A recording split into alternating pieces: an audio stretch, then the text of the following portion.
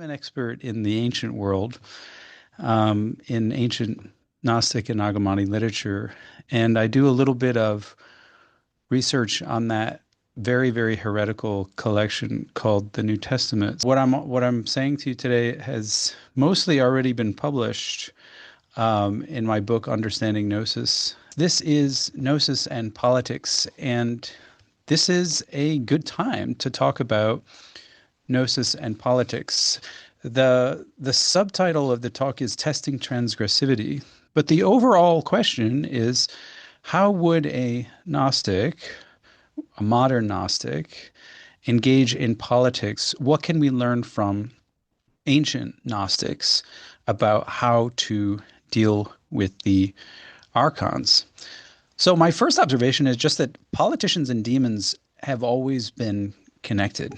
In fact, Gnostics called them by the very same term, that is, archons.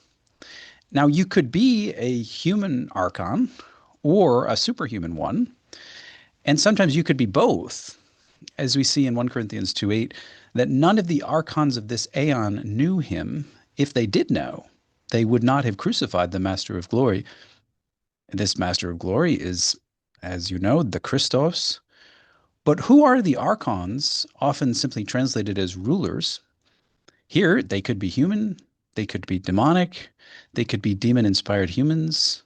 Maybe other combinations are possible. It's not really clear, and that's the point, that human and divine archons work together. And when we use that term archon, we're using it in a kind of double entendre.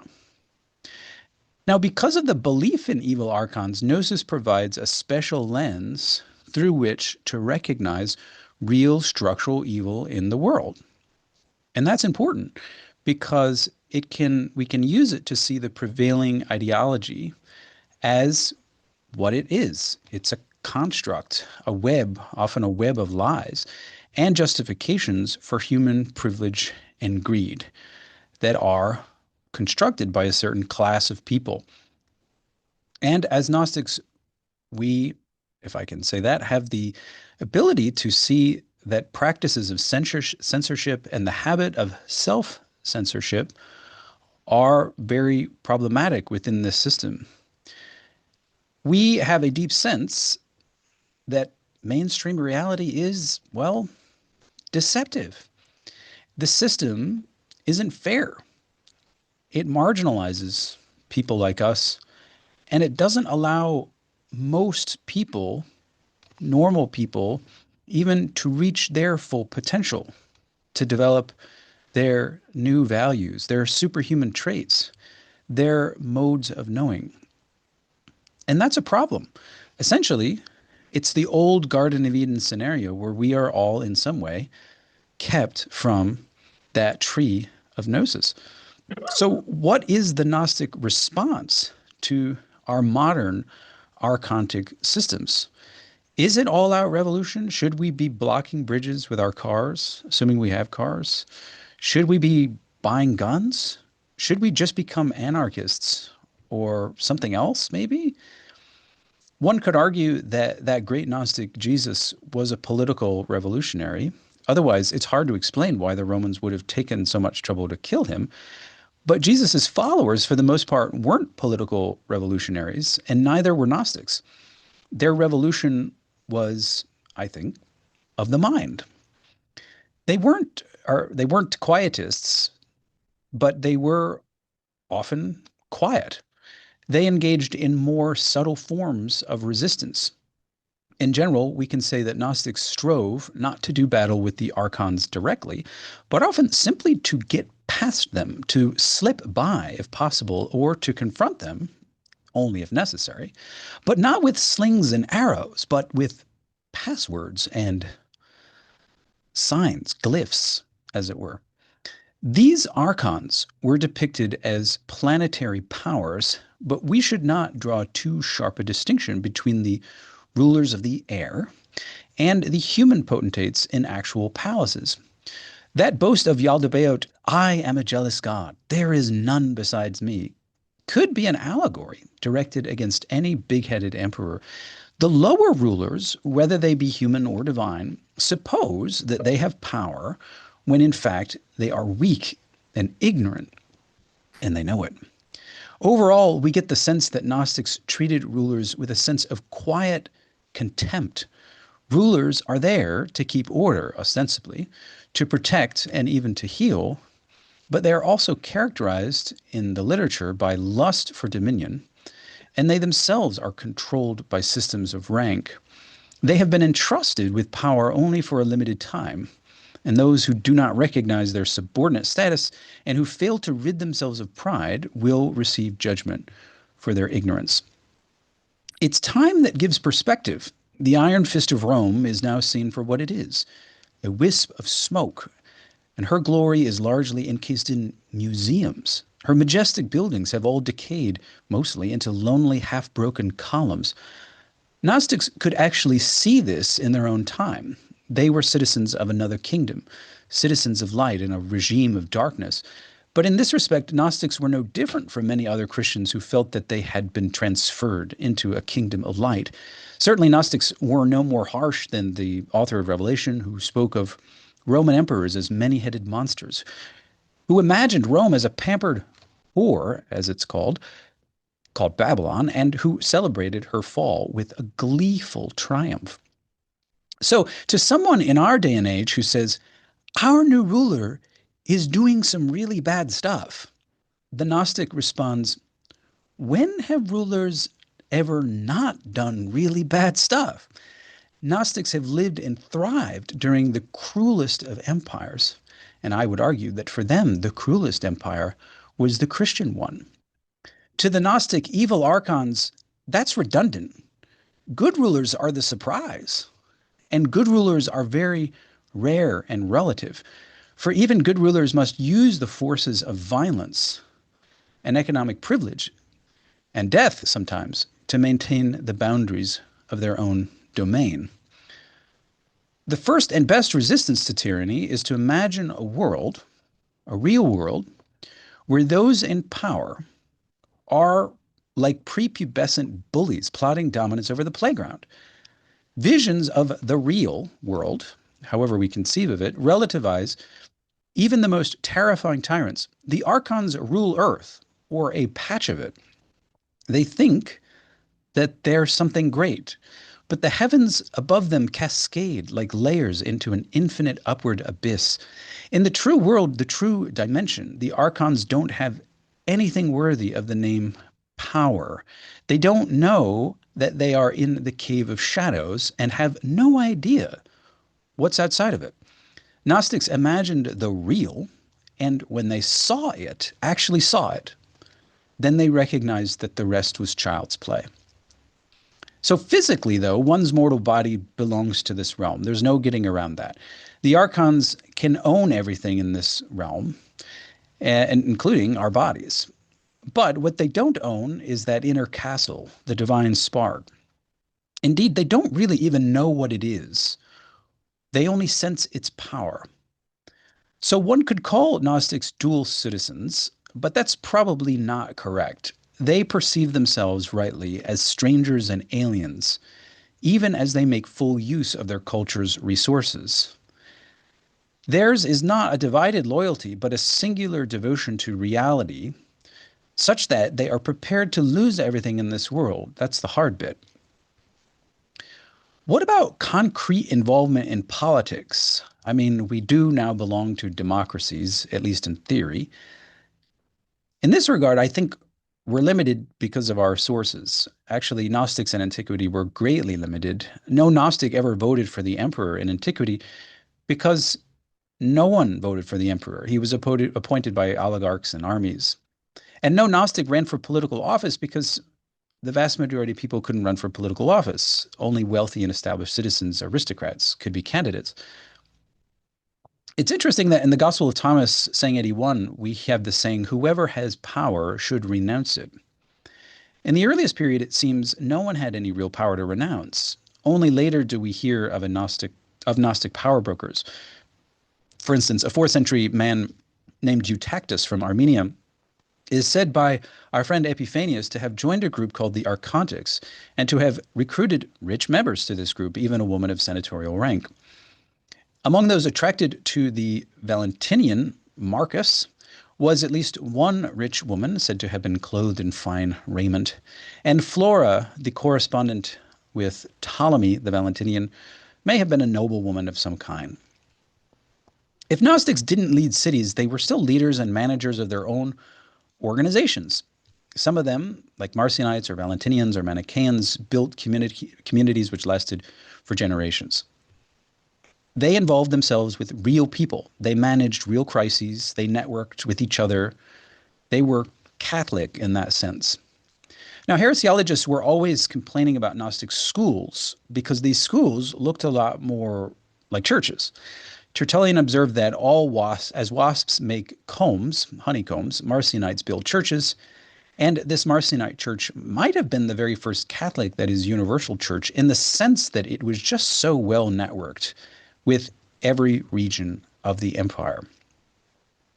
It's said that the philosopher Plotinus wanted to build a city called Platonopolis in Italy, a city of philosophers governed by the law of Plato, somewhere in the region of Naples.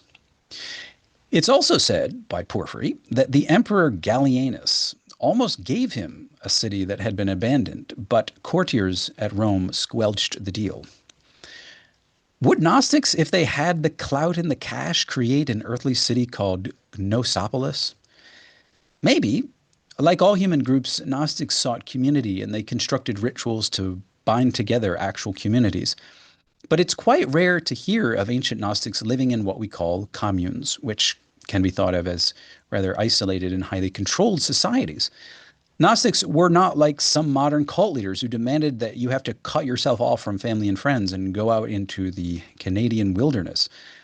Gnostics lived as other people did. They didn't avoid the economic systems any more than they could avoid drinking water. There were rich Gnostics and poor Gnostics, and the rich ones probably owned fields and farms. Anyone who could pursue the ancient equivalent of higher education was well off. Anyone who spent their time teaching must have had alternative income, whether from a farm or from a patron. Presumably, Valentinus of Alexandria was born into money, and we know that Valentinians at Rome could write poetry and chisel it on stone. Marcion had enough disposable income to make a massive donation, and Carpocrates and his wife, Alexandria, could afford a stone shrine for their deceased son, which housed a library. Money, as it turns out, is best handled by those who consider it spiritually worthless. It's still sometimes said that Gnostics were antinomian in the sense that they broke the laws. Epiphanes, son of Carpocrates, called one Mosaic commandment comical, gelios, because it assumed private property. And yet, we never hear of any Carpocratian actually giving up their property or sharing their wives. Gnostics imagined far-out worlds, but they still lived in the Roman Empire. And in truth, one couldn't survive very long in this empire while openly breaking the laws. Even Christians who didn't break the laws were still imagined to be lawless. Now, to be sure, Gnostics must have absolutely despised human laws and considered many of them to be unjust. Just as today an American citizen may consider the U.S. immigration policy to be unjust, or America's involvement in organized killing by drones and the weapons trade, but in the end, an American who takes to the streets and protests still pays taxes to support the American government. And when it comes to paying taxes and fines, there aren't a lot of options. Thus, one can be antinomian in the sense of prioritizing a divine law over all human laws. One can vociferously point out the injustice of a particular law and try to avoid compliance. But all this is different from actual disobedience. It seems to me that calling Gnostics transgressive might be just another, perhaps more neutral way to refer to them as antinomian. In some respects, I do think that Gnostics were renegades and certainly mavericks. But in the eyes of the dominant culture, all Christians were considered to be transgressive and impious. Everyone in the Greco-Roman world was expected to worship the state gods who maintained order and fertility. Christians didn't. They were executed when they didn't offer a pinch of incense in honor of the emperor's genius, which is to say his divine self. Christians didn't take oaths in the name of Greco-Roman gods, including the emperor. They claimed to belong to another kingdom and to worship a higher king. They were certainly more loyal to each other than to the government. All these activities were considered transgressive, and they weren't unique to Gnostics. By depicting Gnostics as deviants, one risks adopting the viewpoint of heresiologists. But from the Gnostics' own perspective, they would not have self-identified as deviants or rebels against the true authority structure ruled by the true God, or God above God, or one. Insofar as they resisted the demiurge, or creator, they would probably have represented themselves as God's true children. That is, freedom fighters and secret agents, not transgressors.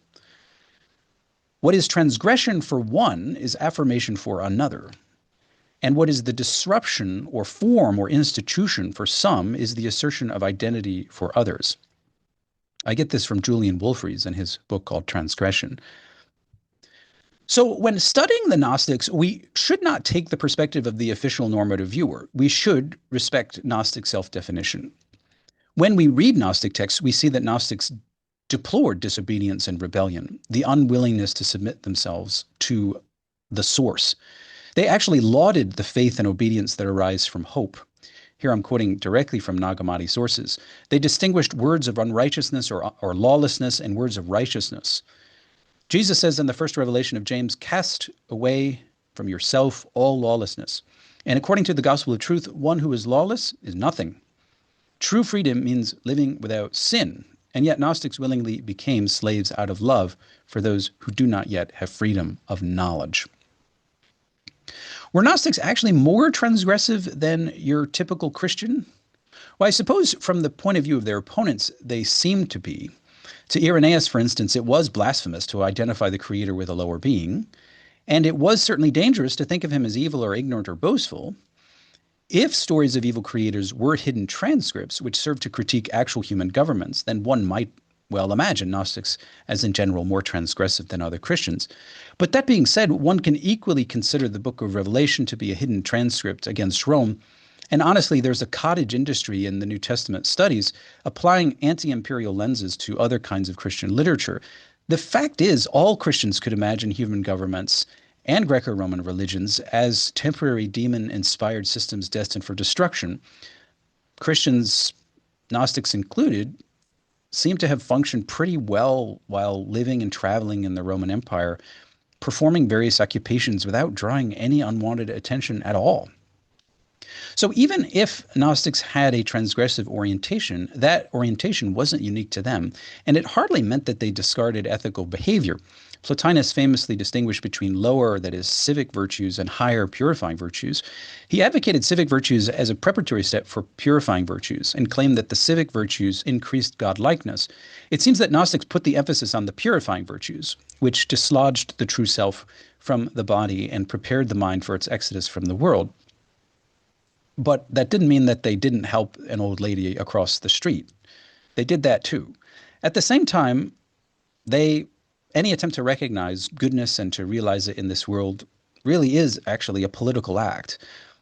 By their contemplative ascents to heaven and their quote-unquote magical practice, Gnostics beheld the good, and so were actually better equipped to recognize the goodness in themselves and to implement it in society. Implementation occurred in small communities and study groups, and these were themselves moral communities. If we look at the text called Zostrianos, the virtues that the hero promoted were purifying. That is, they're all meant basically to disengage people from the body, the world, matter, and even space and time. And in cultivating these new habits of mind, these new practices which result in those habits, Zostrianus obtained a new orientation, which prepared him for new visions. And when he did see the light, he returned to the Cave of Shadows to tell people what he had found, to create a community of knowers, to make them yeast in the dough of society. Zostrianus entered the marketplace of the world and proclaimed true Gnosis. He did a service, and this was performed in his maturity after the ascent. His final stance involved social engagement and community building. The Gnostic rejection of quote-unquote orthodox tradition, whether that be Platonic or Christian, wasn't a rejection of tradition itself. Tradition, after all, is simply lore that's passed on generation by generation, and arguably any group can't live without some sense of tradition. What Gnostics did was to create counter-traditions. They reached back further into pre-Mosaic history, and they reinvented earlier heroes, such as Adam and Seth and Noah even. When people refer to Gnostic anti-traditionalism, they typically refer to an attitude of anti-Orthodox or anti-Roman tradition. It's not anti-tradition as such, which would in fact be self-defeating. If Gnostics cared about community and about shared identity, and they did, they cared about tradition as well. The Gnostic literature we have represents this tradition. The writings themselves are traditions. So Gnostics resisted the lower rulers and they despised some human laws, but they weren't ancient upholders of critical theory. Now, I like critical theory, but from what I can tell, Gnostics didn't really question social structures in the way that a modern Marxist would. They never protested against slavery as such, or against the market economy, or even against monarchy. The alternative world, which Gnostics imagined, might honestly seem a little depressing by today's standards. After all, Gnostics weren't against hierarchy as such. They imagined new hierarchies in the heavens. They disputed or discounted the lower powers, but they still linked power to true divinity. They worshipped the good, but they still called him a monarch or a singular ruler. There's nothing inherently democratic about Gnosis, and we need not import our values to ancient Gnostics to make them seem more like us. Arguably, Gnostics did create gender trouble by selectively upholding a male-female hermaphrodite god on some tier of divinity, not necessarily the highest. But it's interesting that in the Nature of the Rulers Nag Hammadi text, the demiurge is also a hermaphrodite, along with his angels. Envy itself in this text is androgynous. In theory, early Catholics also upheld a God beyond gender, but at the same time, they introduced rituals and offices in which men were clearly preferred. It's difficult to tell what Gnostics were doing on the ground. A hermaphrodite or dual-gendered conception of God does not seem to imply increased female authority. Marcellina, one of my personal favorite Gnostic teachers in Rome, never explored the feminine dimensions of God, at least that we know of. And Hermetists had a hermaphrodite conception of God, and they depicted Isis as a teacher of Hermetic lore, but we never actually hear of female leadership in Hermetic groups. So despite these cautionary remarks, I think we can still pick out some resources for our times from ancient Gnosis. We can still cultivate their healthy suspicion of human laws and authority, a deep sense of the temporary and fallible nature of present rulers, a focus on eternal matters that relativize earthly institutions, the ability to belong to systems without attachment, and a heart inflamed by passion to spread goodness and gnosis to others. That's a cool mission. Gnostics were certainly transgressive against lower rulers, but toward the sole and true God or one or whatever, we could even speak of Gnostic submission. Gnosis is the rejection of the lower order, not of order itself. Like other Christians, Gnostics looked forward to a regime change. They were not critical theorists who critiqued the very idea of autocratic regime. They disrupted strict boundaries between genders, but they never rejected the idea of gender as such. Gnostics had transcendent knowledge, but they were people of their own time who worked with their own cognitive and cultural frames. And in this respect, I think ancient Gnostics were a lot like us. I think maybe 2,000 years from now, people will wonder why the 21st century Gnostics never escaped the idols and infatuations of 20th century culture, and why they never did anything to overthrow those nasty 21st century tyrants, and they are still here. If Gnostics are gods in training, they are still human, affected by human anxieties and the instinct towards self-preservation. Despite being transgressive, Gnostics seem overall to have been fairly comfortable in their societies, committed to their own communities of character, not withdrawn, but working actively to implement truth and justice in this world.